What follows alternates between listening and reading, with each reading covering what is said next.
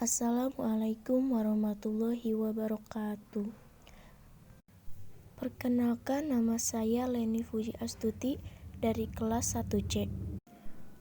Program studi Pendidikan Guru Sekolah Dasar, Fakultas Keguruan dan Ilmu Pendidikan, Universitas Juanda Bogor. Dengan nomor induk mahasiswa H20111084. Video ini saya buat untuk memenuhi tugas UTS Psikologi Pendidikan dengan dosen pengampu Ibu Dr. Rasmita Dila, MPD. Dan materi yang akan saya bahas yaitu keberagaman individu dalam kegiatan pendidikan. Yang pertama yaitu temperamen. Temperamen adalah gaya perilaku seseorang dan cara khasnya dalam memberi tanggapan. Beberapa individu bertemperamen aktif, sedangkan yang lainnya bertemperamen tenang. Ini menunjukkan adanya variasi temperamen. Cara yang tipikal dari respon individu terhadap lingkungan yang meliputi yang pertama, tingkat aktivitas, intensitas emosional, dan rentang perhatian. Tipe-tipe dan jenis-jenis temperamen. Tipe-tipe dan jenis-jenis temperamen yaitu yang pertama easy chill, yang kedua difficult chill, yang ketiga slow to warm up children. Yang pertama easy chill. Easy chill atau anak muda biasanya dia memiliki mood positif, cepat dalam membangun rutinitas, yaitu selalu melakukan kegiatan atau rutinitas yang teratur pada saat masa bayi. Anak yang memiliki easy child atau yang mudah dalam berinteraksi, biasanya dia periang dan biasanya merespon positif dan cepat beradaptasi dengan pengalaman baru. Contoh rutinitas yang selalu dilakukannya yaitu makan dan tidur secara teratur. Yang kedua yaitu difficult child atau anak sulit. Biasanya dia cenderung bereaksi negatif. Mereka cenderung agresif. Mereka tampak bawel. Biasanya terjadi karena rutinitas hariannya tidak teratur. Selalu memprotes situasi baru dan juga lambat dalam menerima pengalaman baru. Yang ketiga yaitu slow to warm up children, yaitu anak lambat dalam bersikap hangat, biasanya bersikap lamban, memerlukan pemanasan waktu yang lama, agak negatif, mendekati situasi baru dengan hati-hati. Dalam beradaptasi, dia cenderung lambat, biasanya tidak aktif, dan suasana hatinya selalu negatif. Jenis-jenis atau tipe-tipe temperamen ini sendiri biasanya terjadi atau bawaan sejak atau masa mereka lahir. Selanjutnya yaitu minat. Minat adalah kesukaan individu terhadap topik-topik atau kegiatan tertentu. Tentunya setiap individu memiliki kesukaan terhadap kegiatan tertentu. Minat juga mempengaruhi anak dalam poin-poin berikut, yaitu yang pertama, bentuk dan intensitas aspirasi. Yang kedua, pendorong motivasi yang kuat. Biasanya jika anak melakukan apa yang mereka suka, mereka akan lebih bersemangat. Yang ketiga, prestasi selalu dipengaruhi oleh jenis dan intensitas minat pribadi. Contohnya, ketika anak mendapat nilai yang sangat bagus. Yang keempat, yaitu minat sejak masa kanak-kanak menjadi minat seumur hidup. Contohnya, ketika dia hobi menggambar, maka sampai besar pun dia akan tetap hobi menggambar.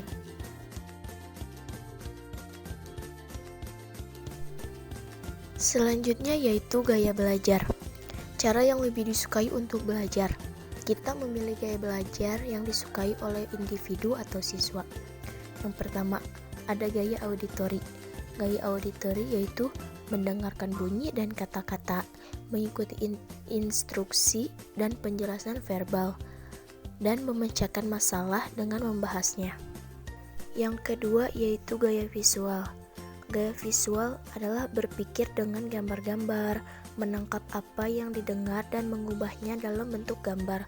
Contohnya, sesuatu dilakukan daripada hanya diceritakan verbal. Yang ketiga yaitu gaya kinestik.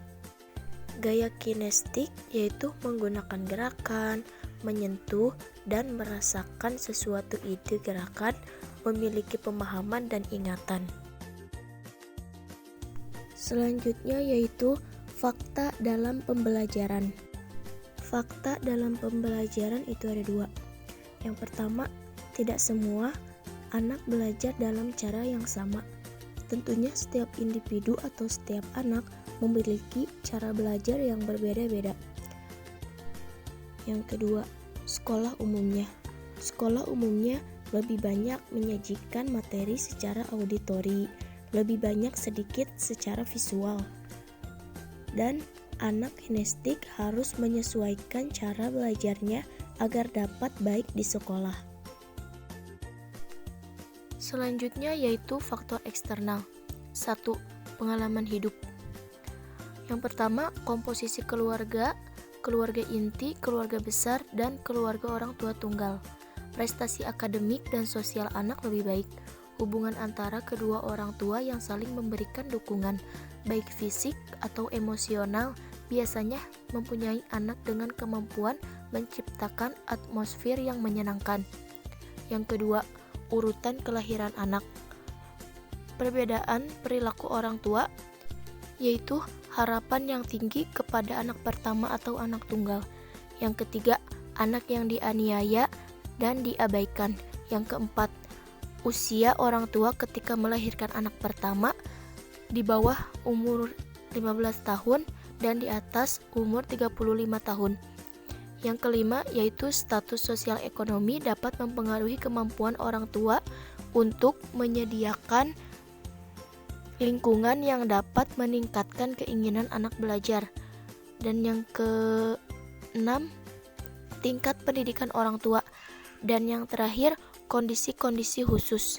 Contohnya perceraian atau kematian. 2. Budaya. Yang pertama, mempengaruhi cara orang untuk berpikir, bersikap, dan berinteraksi dengan orang lain.